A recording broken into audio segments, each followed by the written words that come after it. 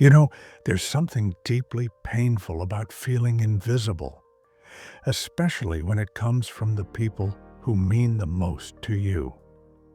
Maybe you've noticed it lately.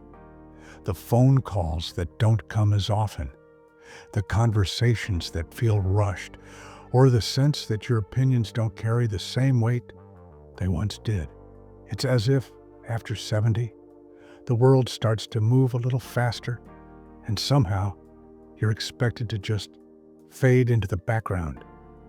But here's the truth. You don't have to. Your voice, your presence, and your wisdom still matter, more than you might realize. If you've ever felt overlooked or dismissed by your own family, you're not alone. Many of us reach a point where we wonder, have I become an afterthought? It's a heartbreaking question, but it doesn't have to be the end of the story. In fact, this can be the beginning of reclaiming your confidence, your respect, and your place in the lives of those you love. It starts with small, intentional steps, ways to rebuild what feels lost, and remind everyone, including yourself, of the incredible value you bring to the table. Today, we're going to talk about 4 powerful ways to do just that. These aren't quick fixes or empty platitudes. They're real, actionable strategies that have helped countless people just like you turn things around. And the best part, they don't require you to change who you are. Instead, they help you shine even brighter, so the people around you can't help but take notice. The first step is all about reclaiming your voice. It's easy to fall into the habit of staying quiet, especially when it feels like no one's listening. But silence can sometimes be mistaken for disinterest, or worse, irrelevance. Start by speaking up in small but meaningful ways. Share a story from your past that carries a lesson for today. Offer your perspective when family decisions are being made, even if it's just about where to have dinner or how to plan a gathering. Your experiences have given you a unique lens on life, and when you express yourself with quiet confidence, people will start to lean in and listen. Now, this doesn't mean forcing yourself into every conversation or demanding attention. It's about showing up as your authentic self without apology. For example, if your grandchildren are talking about their lives, don't hesitate to share a similar experience from your own youth. You'd be surprised how often those moments create connections, and how much respect grows when they realize you've walked paths they're just starting on. The second strategy is about setting boundaries with kindness. Sometimes being ignored isn't intentional. It's a byproduct of busy lives and thoughtlessness. But that doesn't mean you have to accept it. If you've noticed that visits or calls are becoming rare, it's okay to gently express how much those moments mean to you. Try something like, "I always love hearing from you. Let's make sure we don't let too much time pass between calls." This isn't about guilt tripping. It's about reminding them of the bond you share. At the same time, focus on building a life that excites you outside of your family interactions. Join a club, take up a hobby, or reconnect with old friends. When your family sees that you're thriving on your own terms, it often sparks a renewed interest in being part of your world. Confidence is magnetic, and when you show that you value your own time and happiness, others will too.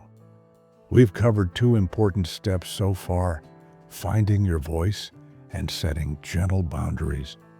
But there's more to explore, and the next steps are just as powerful. They'll help you not only rebuild respect, but also strengthen the connections that matter most. So take a moment to reflect on what we've discussed. How can you start putting these ideas into practice today? And when you're ready, we'll move forward together. Now let's talk about the third way to rebuild respect and confidence, one that might feel a little uncomfortable at first, but can make all the difference. It's about embracing change rather than resisting it. The truth is, families evolve, roles shift, dynamics change, and sometimes the way we once connected doesn't work the same way anymore. That doesn't mean you're being pushed aside. It just means it's time to find new ways to engage. For example, if your adult children are always busy with their own families, instead of waiting for them to include you, take the initiative in a way that fits their rhythm. Maybe they don't have time for long Sunday visits, but they'd love a quick weekly video call with the grandkids. Or perhaps they'd appreciate your help in small, practical ways, passing down a family recipe, sharing old photos, or even just sending a thoughtful text now and then. When you meet them where they are, without resentment, they're far more likely to meet you halfway. This leads us to the fourth and most powerful step: redefining your own sense of worth. The hard reality is that we can't control how others treat us, but we can control how we see ourselves. If you've been feeling ignored, take some time to reflect on all the ways you still contribute, not just to your family, but to the world around you. Maybe you're the one who remembers everyone's birthdays, the neighbor who always lends a listening ear, or the friend who gives the best advice. Those things matter. Write them down if you need to. Remind yourself daily of the value you bring, regardless of whether others acknowledge it in the moment. And here's something important. Sometimes the people who seem to overlook us are actually struggling with their own fears. Your children might be so wrapped up in their own responsibilities that they don't realize how their distance affects you. Or they might even worry about bothering you, assuming you're busy or tired. A simple, honest conversation can work wonders. Try saying something like, "I miss our talks. Let's make more time for them." Often, they just need a gentle nudge to remember what they've been missing. Now, let's bring it all together. Feeling ignored after 70 isn't just about what's happening around you. It's about how you respond to it.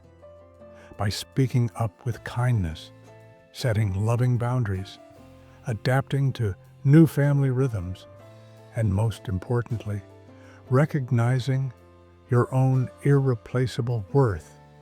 You don't just rebuild respect, you reclaim your joy. So today, I want you to try one small thing. Call a loved one and share a memory you've been holding on to. Or write down 3 ways you've made a difference in someone's life this week. Those little moments are the building blocks of the respect and connection you deserve. And remember, you are not an afterthought. You are a living, breathing story of resilience, love, and wisdom. The world needs that story. Your family needs it. And most of all, you need to keep telling it. If this resonated with you, I'd love to hear your thoughts in the comments. What's one way you've reconnected with your family or rebuilt your confidence? Let's keep this conversation going. And if you found this helpful, don't forget to like and subscribe for more heartfelt advice on thriving in every season of life. Here's to you, to your strength, your voice, and the incredible legacy you're still creating every single day. Take care.